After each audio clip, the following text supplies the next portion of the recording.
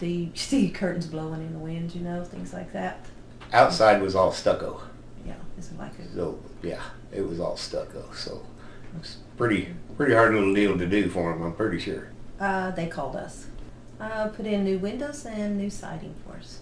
Oh, both of them. The window crew, he cleaned up as he went, never left anything, and the siding guys did the same. They real friendly and nice to be around, and they cleaned up and didn't leave messes and things, you know. So I think the utility bills come down a couple $100. So well, I don't think we had any insulation to begin with. So the insulation they put in behind it has really helped us, I think. If they have drafty windows, it'll help, and the siding will help with insulation, cut their heating bills. Yeah, oh yeah, you can tell the difference. It's quieter in the house. I mean, you can tell a lot of difference being inside. You know, outside the physical appearance, everybody in town loves it. Everybody's like, they can't believe what we've done to this house.